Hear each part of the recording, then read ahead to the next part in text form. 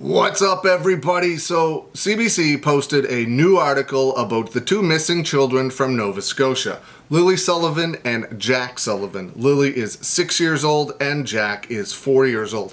They went missing on May the 2nd, 2025. Today is May the 22nd, 2025. So that means they have been missing for 20 days now without a trace of knowing where they were at. They just seemingly walked out of their house and poof, vanished into thin air. RCMP, searchers, police, dogs, you name it. There has been a lot of searches in the area and they have come back with absolutely nothing. No evidence, no clues, no anything to help them figure out what happened to these two young children. It's absolutely terrifying that this happens anywhere in the world, but this is happening not too far from where I live. So when it happens so close to home, it's even scarier. One of my friends lives in Pictou County with two children, and it just fills your mind with so many possibilities, none of them good. But when it's so close to home, it's even more terrifying. Now, this new article from CBC has a couple new interviews with some experts, including Glenn Brown, who was an operational dog handler in the RCMP for 26 years. He says that the fact the Sullivan children have not been found is just really strange. I find it hard to believe that a 6 and 4-year-old would just disappear like that. I can guarantee you if I was still working today, it would be the thing to be racing around your mind all the time. Where would they have gone? We have done everything.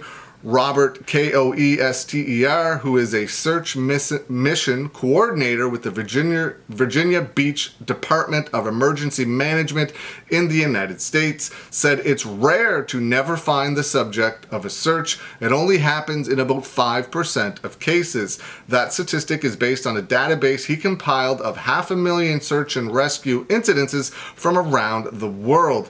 He also created an app called Lost Person Behavior, which was used by the searchers in this particular search.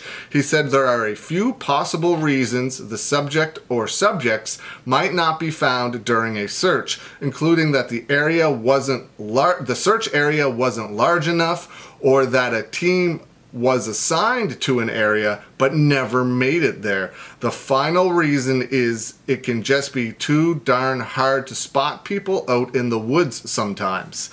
All it can take is a second or two of looking to your left when you need it to be looking to your right, especially with children. They can crawl into small, tight spaces that are obstructed from view, so they can be very difficult to find. While RCMP would not say what prompted them to return to the search area over the weekend, Brown said it's not uncommon to bring searchers back in such investigations. In general, there are several factors that may prompt police to restart a missing persons case, he said.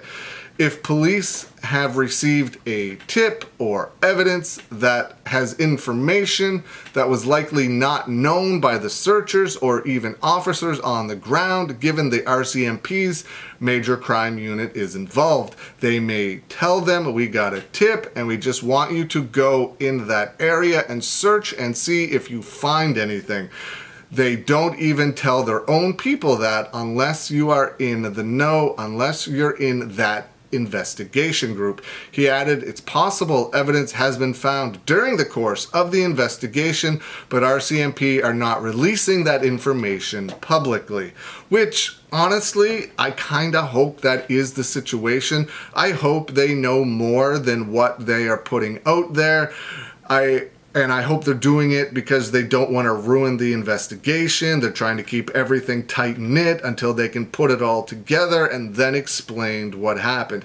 Because right now, there's no information coming out at all that leads anybody to think that anybody has any idea what happened to these children.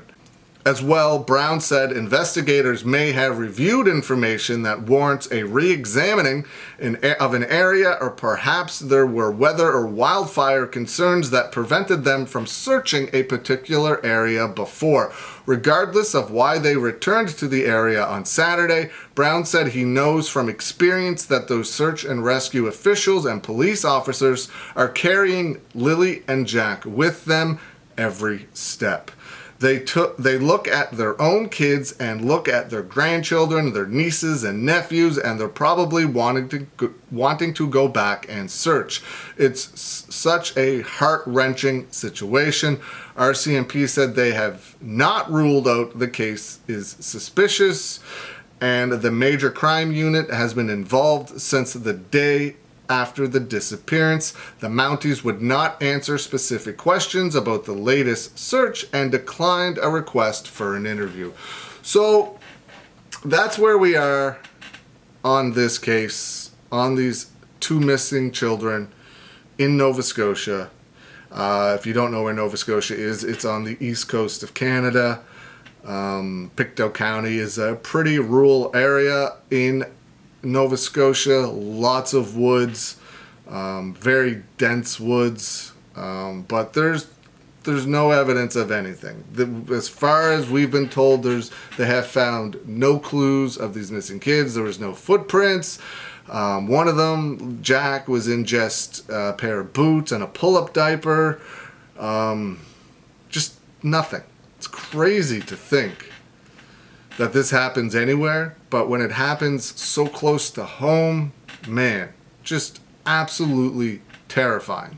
At the end of the day, I sure hope there's somebody out there that sees something, that knows something, that can help bring Lily and Jack Sullivan back home to their family and their loved ones.